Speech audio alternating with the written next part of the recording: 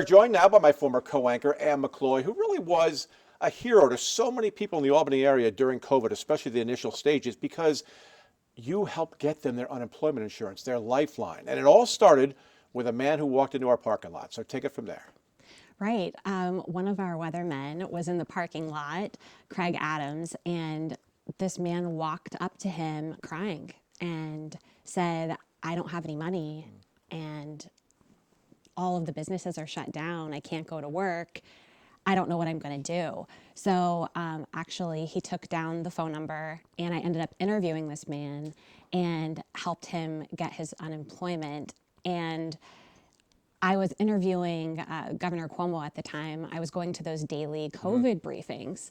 And so we had the opportunity to ask the governor questions. I went on a Sunday. It was 7 days a week at that time. You were on vacation, I think, at the time. I was. I was at Lake George with my husband trying to get a break from all of the COVID reporting. And I learned that Cuomo was going to be in Albany. And so I got in the car and rushed down to the Capitol. And I just started asking Governor Cuomo questions about the unemployment. And it really seemed like there was a disconnect between the government and what was really happening. Basically, there were thousands of people that were put out of work from the government shutdown that couldn't get through to the Department of Labor. But you became the connection. You opened their eyes to it, and they started taking names from you, and it just snowballed, right? Right. When I told the governor about this man that showed up crying in the parking lot, you could see in his face that, we need to respond to this. And so after the story aired, I started getting hundreds of messages on social media from people in Albany, in New York City, that couldn't get their unemployment benefits. And Cuomo's secretary to the governor, Melissa DeRosa, actually messaged me on Twitter and said, "I'm going to help you get help to these people." She said, "Give me the name of anyone who contacts you and we'll try to get them their unemployment." So I started making a list, and one night after the first story aired, we had hundreds of people. I had a list of hundreds, and I gathered all their information and I emailed them to her, and she said, "Keep them coming." And so every time we started doing stories every night, and eventually thousands of people reached out to me saying they couldn't get their unemployment benefits. So I just kept sending in the information, and we ended up doing it for years. I mean, for over 2 years, I was sending in the names of people who couldn't get through. And I know from sitting next to you, this was a labor of love. This was a passion project for you. It was. At first, I would stay up until like 3 o'clock in the morning compiling the names of people.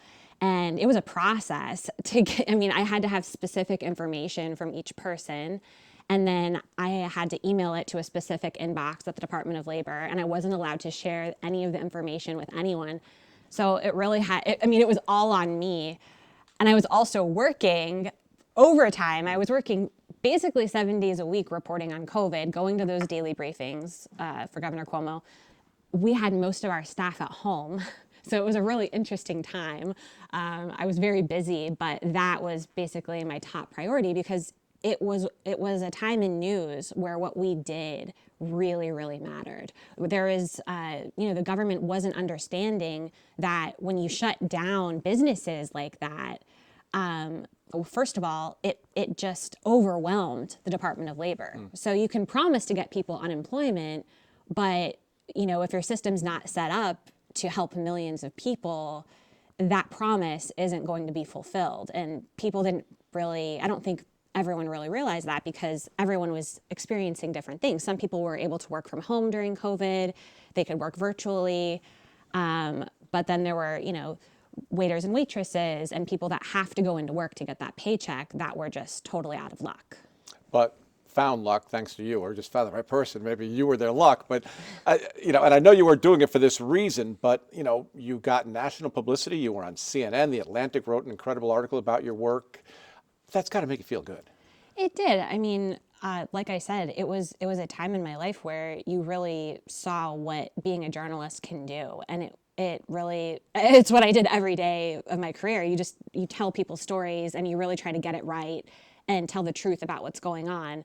But that was a time where, it mattered so much to be a person that I was coming into work during the pandemic. So I was really seeing firsthand what people were going through.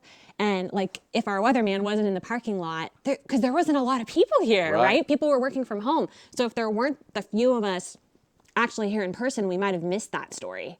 And I think that's why we got the story, because we were physically here and we were able to see firsthand that people were really struggling. And all those people may not have been helped if he wasn't in the parking lot and you didn't take up the cause. Right, and luckily we had that access to the governor. I think that was key too. If he didn't have those briefings and we weren't able to get right in front of his face, and those briefings were broadcast nationally. They were picking up those briefings nationally at the time, and so there was pressure on him to really act. The title of our special is Lessons Learned. What do you think is the lesson that you learned here? Journalism matters. And I think that, I don't think that we've really fixed the problem with the unemployment. It was an antiquated system. The government was shut down because of COVID. I think it could happen again, and I don't think they've really fixed the issues. There was massive fraud on the system. Millions of dollars was stolen from the Department of Labor during COVID, and I don't think that the department's really answered whether they fixed all of those flaws in the system. And if we had another pandemic, would we see people showing up crying, saying they can't get a paycheck again? I'm not really sure we can say that anything's been fixed. Yeah. Let's hope not, but you might very well be correct. Yeah. Anne, thank you so much both for coming in here and for what you did 5 years ago. Fantastic. Thanks for having me, Greg. Yep.